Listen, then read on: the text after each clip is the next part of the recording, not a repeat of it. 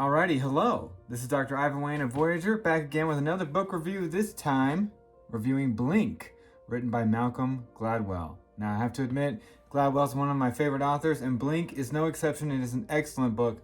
Overall, up top, I'm going to go ahead and rate it a 4.5 out of 5 stars. This book is a very well-articulated and interesting story-filled journey explaining how our gut feeling, our snap judgments, and our reasoning and how we come up to make the decisions that ultimately we decide are either good or bad decisions, how all of that interacts and takes place in just a matter of a few seconds a lot of the time. Questions like, when is too much information a bad thing? Are we best set up to draw our own conclusions? And are we good at explaining our reasoning and why we decided the way we did to other people? How often do we ruminate and think about things that in the end seem so obvious, and we felt like we were always going to lean that way eventually, but it took us a long time to convince ourselves that that was the right decision and that we were correct from the very beginning? Here's an example of one of those assumptions the book challenges. Our first impressions are generated by our experiences and our environment, which means that we can change our first impressions. We can alter the way we think by changing the experiences that comprise those first initial thoughts.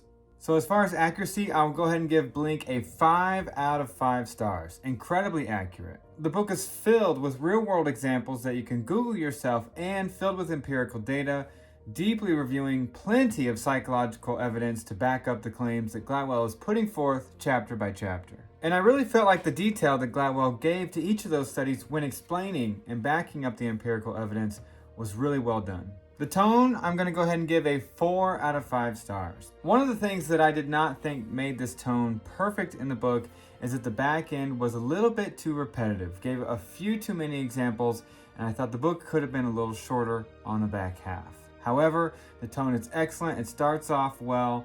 The stories really draw you in, and Malcolm Gladwell does a very excellent job of balancing hooks, getting us interest, piquing your curiosity with stories, giving you the information, walking through the relevant psychological literature, and then coming back to that story and tying it all up together. Overall, the book is very accessible and very engaging, no matter your limit or previous knowledge of psychology coming into it. In the category of interest, I'm going to give this a 4 out of 5 stars. Now, me personally, myself, being in educational psychology, I'm going to put this at a 5 out of 5 interest for myself, but I do think the average person might think that some of the things in here are not as relevant or applicable to themselves.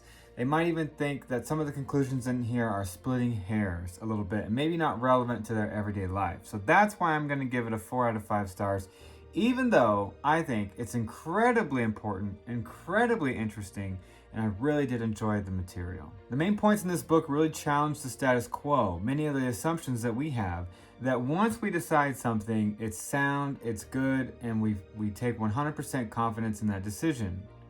A lot of times we don't question or think about where those decisions come from, or how much time we really should be allocating to making a decision, making a gut feeling, a split decision, before deciding that we have thought about it enough and it's time to move on.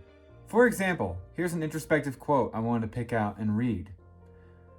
If we are to learn and improve the quality of the decisions that we make, we need to accept the mysterious nature of our snap judgments. We need to respect the fact that it is possible to know without knowing why we know, and accept that sometimes we're better off that way. And as an added bonus, I do really think that some of the chapters in here will have you thinking about your own friendships, your own romantic relationships, even family relationships, and thinking about some of the things you might have been taking for granted that perhaps you could inspect and gain a different perspective on. I certainly did.